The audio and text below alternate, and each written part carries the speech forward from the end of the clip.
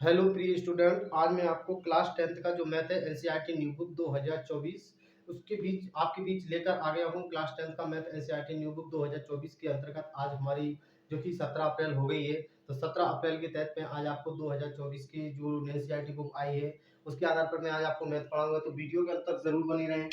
तो चलिए मैं आपको डायरेक्ट टॉपिक की ओर ले चलता हूँ, आप ध्यान से समझते चलना एक वन बाय वन प्रत्येक स्टेप को। बहुत इंपॉर्टेंट महत्वपूर्ण टॉपिक है। देखिए अध्याय 3 जो दो चर वाले रैखिक समीकरण है, इसके अंतर्गत जो जो सवाल है, ये सवाल आपको मतलब बच्चों को बहुत ही कठिन लगता है। आपको यूट्यूब पे आप सर्च करोगे वीडियो तो आपको उसमें बहुत सारे लॉजिकल लगा के बताते हैं वो, लेकिन मैं इसको बहुत ही सिंपल विधि से और कल मैंने जो सवाल बताया था बिल्कुल उसी को टॉपिक को मैं कंटिन्यू करूंगा और उसी के टॉपिक के आधार पर मैं इस सवाल को आगे ले जाऊंगा। तो आप वीडियो के अंत तक जरूर बने रहें और चैनल पर नया आया हो तो सब्सक्राइब भी कर सकते हो, लाइक कमेंट और शेयर भी कर सकते हो, अपने दोस्त के साथ शेयर कर सकते हो। घर बैठे ऑनलाइन स्टडी का मजा लें और अपनी तैयारी को कंटिन्यू रखें। तो चलिए वीडियो की शुरुआत करते हैं, ध्यान से समझते चलना है वन बाय वन स्टेप ध्यान से। तो इस सवाल को हम कैसे सॉल्व करेंगे ध्यान से समझना। इसमें विधि कौन सी है, इसको किस विधि से सॉल्व करना है, तो मैं यहाँ पर लिख देता हूँ, ध्यान से समझना। तो यहाँ पे फैसला वाली जी हो जाएगा हमारा, यहाँ पर लिख देता हूँ प्रति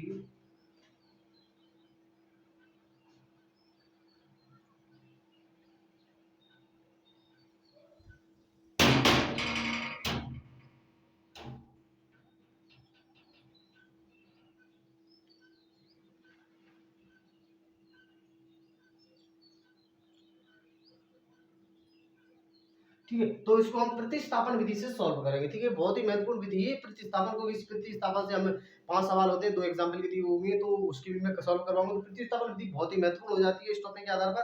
तो प्रतिस्थापन विधि को हम यहाँ पर सॉल्व करेंगे, तो ध्यान से समझना वन बाय स्टेप। देखो इसको हम इक्वेशन नंबर फर्स्ट दे देते हैं, इसको हम इक्वेशन नंबर इसको हम फर्स्ट इस प्रकार देंगे और इसको हम सेकंड दे देते हैं। ध्यान से समझना वन बाय स्टेप। देखिए मैं सबसे पहले लिखूंगा यहाँ पर क्या लिखूंगा कि समीकरण 1 से यहाँ पर लिखूंगा समीकरण समीकरण 1 से। चलो समीकरण 1 को उठाते हैं, तो समीकरण 1 उठाएंगे तो क्या आएगा हमारे पास, देखिए इस प्रकार जो आएगा हमारा √2, जो हो जाएगा हमारा x प्लस √3 और y इक्वल टू 0 हो जाएगा हमारे पास। ठीक है, हमें मान निकालना है x का। ठीक है, हमें मान निकालना है x का, तो जी उस तरफ पूरा चला जाएगा, जी इस तरफ जाएगा, ध्यान से समझना। तो हम x का मान निकाल लेते हैं, तो देखिए ध्यान से जो हो जाएगा हमारे पास, ऐसा कर लेते हैं। हाँ ठीक है, x का मान निकाल लें तो यहाँ पर आ जाएगा हमारा रूट जी हो जाएगा 2 और x और जी इस तरफ जाएगा तो जी प्लस का, इस तरफ जाएगा तो माइनस हो जाएगा, तो माइनस की जी हमारे पास आएंगे √3 और जी हो जाएंगे बाय, और हमें चाहिए तो मान का x को, तो √3 भी बटे हो जाएंगे, √3 कहाँ जाएंगे बटे में, तो x equal to minus √3 by और बटे में क्या जाएंगे √2 और x, सॉरी x नहीं 2 ओनली 4 है 2। ठीक है, तो जो 2 बटे में चले जाएंगे। अब देखिए ध्यान से जे बटे में जाएंगे, इसी को हम समीकरण नंबर दे देते हैं क्या 3, इसको हम समीकरण 3 दे देते हैं। ठीक है, वही मेथड लगा रहा हूँ सेम कंडीशन वाली जो मैंने कल इस प्रकार के सवाल आपके बीच लाया था और आपको मैंने समझाया था। ध्यान से समझना, इतना आपको क्लियर हो गया होगा। अब देखिए ध्यान से समीकरण 1 से हम समीकरण 3 बना लेते हैं। अब यहाँ पे लिखेंगे x का मान समीकरण 2 में रखने पर। यहाँ पर एक बात लिखेंगे कि x का मान समीकरण x का मान समीकरण की सॉरी 2 में रखने पर, चलिए 2 में रख देते हैं। 2 पहले समीकरण को उठाते हैं, 2 कहाँ समीकरण 0, तो मैं इसको यहाँ पर उठा कर रख देता हूँ।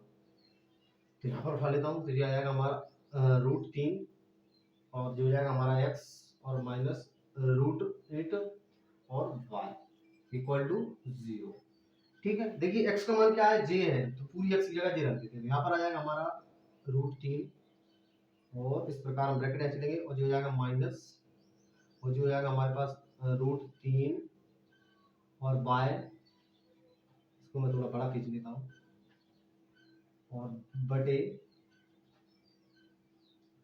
√2। ठीक है, और इसको हम इस प्रकार क्लोज कर देंगे और जो लिखा है माइनस के √8 और बाय इक्वल टू 0। ठीक है, आपको कोई क्लियर समझ में आ गया होगा। जी लिख दिया मैंने, x की जगह जी पूरा मान पुट कर दिए, जी पूरा। ठीक है, यहाँ पर रख दिया। अब देखिए क्या होगा, अब देखिए √3 का √3 में होता है, तो जब भी हम √3 का रूट में करेंगे, √3 का मल्टीप्लाई √3 में होगा तो हमेशा 3 निकलता है। √2 का मल्टीप्लाई अगर √2 में होगा तो 2 निकलता है। √7 का मल्टीप्लाई √7 में होगा तो आप 7 निकलता है। √3 का रूट जैसे √5 का मान √5 में होगा तो हमेशा 5 निकलता। अब समझ गए होंगे मैं क्या कहने का प्रयास कर रहा हूँ। मतलब जब भी कोई सेम संख्या हो और सेम संख्या का अगर गुणा करें आपस में तो हमेशा क्या निकलेगा, बाहर निकलता है वही अंक। तो इसका और इसका करेंगे 3 में तो क्या हो जाएंगे हमारे पास, जी यहाँ पर लिख देता हूँ -3 निकल जाएंगे। ठीक है, -3 और जी बाहर साथ में लगा हुआ है हमारे पास, और बटी में दे रखा है √2 और -8 और y इक्वल टू 0। ठीक है, इतना आपको क्लियर हो गया होगा।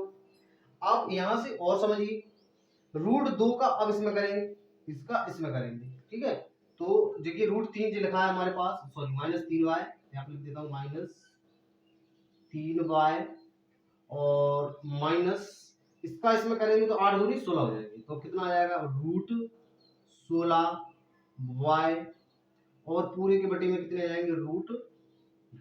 यहाँ तक आपको क्लियर हो गया होगा, स्क्रीन के सामने दिख रहा है वैसे। हाँ ठीक है, आपको क्लियर दिख रहा है, तो यहाँ तक आपको क्लियर हो गया होगा। इक्वल टू क्या आ जाएगा हमारे पास, 0 हो जाएगा। ठीक है, चलिए मैं इसको रफ करके और आगे समझाता हूँ।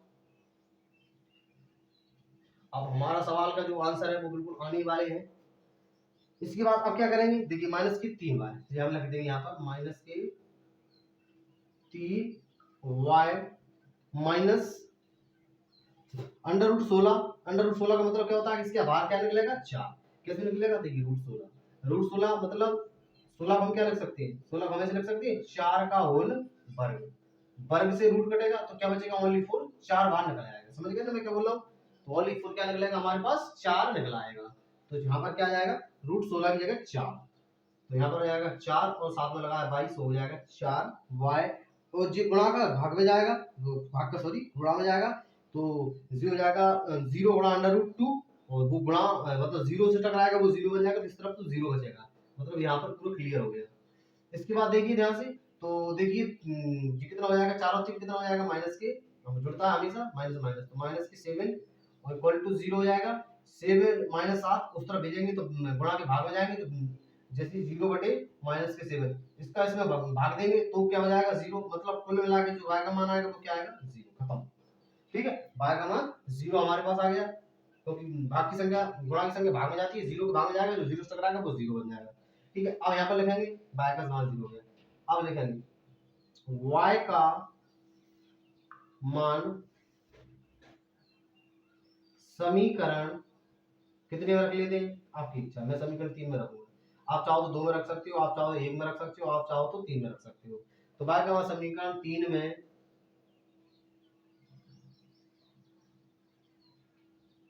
रखने पर, तो चलिए रख देता हूँ, कहाँ है, जी लिखा है 3 कहाँ लिखा है, जी लिखा है x equal to -√3y what is 0। तो क्या आएगा, जी लिखा है, एक 3 उठा कर रख लेता हूँ, x इक्वल टू माइनस जो आएगा √3 और y बटे में जाएगा √2। जे लिखा है सेम बिल्कुल, मैंने वही उतार के लिख दिया। ठीक है, y का मान रखना है। ठीक है, ध्यान से समझना, बस यहीं पर हमारा सवाल का जो आंसर है वो आ गया। ध्यान से समझना, x बराबर, देखिए y का मान यहाँ पर 0 रखेंगे तो ठीक है, तो क्या आ जाएगा, माइनस जो हो जाएगा √3 बटे √2 और ना गुणा में क्या जाएगा 0। ध्यान समझना, हमारा आंसर क्लियर हो गया। यहाँ पर क्या आ जाएगा, √2। ठीक है, यहाँ तक आपको बिल्कुल क्लियर हो गया होगा, आपको स्क्रीन के सामने दिख रहा होगा। चलिए अब ध्यान से समझना, इस √3 का 0 का √3 में होगा तो 0 0 से जो 0 टकराएगा, मतलब यहाँ पर 0 आ गया, मतलब खत्म कहानी कर दी इसने। तो कुल मिला के जो x का मान आएगा वो क्या हो जाएगा, 0। और यही तो हमारे आंसर है, यही तो हमारे आंसर हो जाते हैं। तो x बराबर y बराबर 0 और x बराबर भी 0, और यही हमारे राइट आंसर देखने को मिल जाते हैं। आई होप जो मैंने आपको समझाया है आपको समझ में आ गया होगा। थोड़ा कैलकुलेशन थोड़ा अजीब था, रूड में था, इसलिए आपको थोड़ा मतलब कठिन लग सकता है।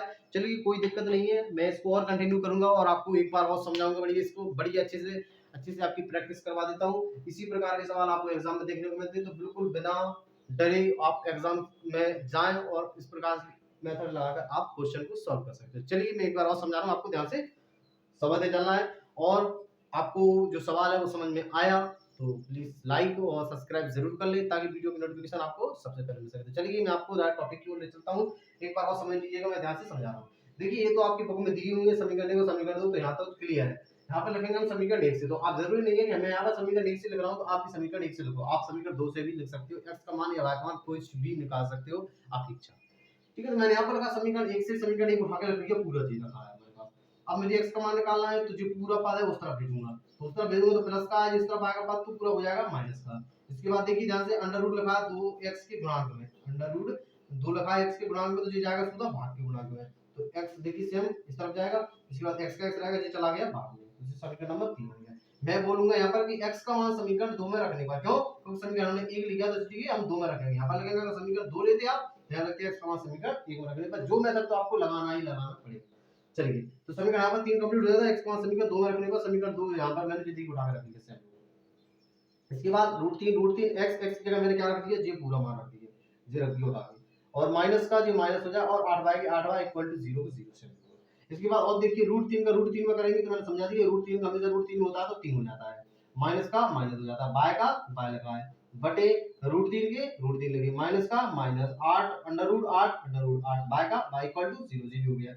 क्लियर? और देखिए इसके बाद इसका इसमें करेंगे, इसका इसमें करेंगे, बटे में 1 मान लेंगे, तो यस का हमेशा जिसका जी आता है बटे में 1 मानकर, और 1 का और 2 अंडर रूट 2 का एलसीएम जितना आता है ऐसे कर लीजिए, अंडर रूट 2 का भाग अंडर रूट 2 में देंगे तो एक बार जाके 1 का गुणा करेंगे 3 बाय, 3 बाय में तो 3 बाय का 3 बाय, फिर इसके बाद 1 का भाग देंगे अंडर रूट 2 में, तो अंडर रूट 2 में जाएगा, अंडर रूट 2 का गुणा करेंगे 8 में, तो 8 दूनी 16 बाय। इस प्रकार भी आप समझ सकते हैं, चार डॉट्स मान लीजिए, इसमें डॉट गुणा कर देंगे तो अंडर रूट 16 हो जाएगा, और बाय और बटे की बटे में आ जाती है वापस लौट कर, तो जो वापस पूरा का बटे आ जाएगा। ठीक है, तो जिससे हम लोग कोई वो नहीं है और 0 हो जाएगा। इसके बाद देखिए ध्यान से अंडर रूट 16 क्या होते हैं, 4 बाहर आ जाते हैं, तो माइनस का माइनस, जी माइनस का जी माइनस, यहाँ पर 4 आ जाएंगे बाहर लौट कर, और बाय हो जाएगा और इक्वल टू 0। ठीक है, और 4 और 3 7 हो जाएंगे, माइनस के 7 इक्वल टू 0, 7 चला जाएगा बटे में, तो बाय का मान 0 हो जाएगा। बाय का मान समीकरण 3 में रखने पर, मैंने यहाँ पर 3 में रख दिया, 3 में रखेंगे तो x इक्वल टू जी आ गया समीकरण नंबर 3। तो देखिए यहाँ पर बाय का मान 0 है, तो मैंने यहाँ पर 0 रखा, पूरा उसने 0 कर दिया, तो x मान 0 कंप्लीट हो गया। आई होप आपको जो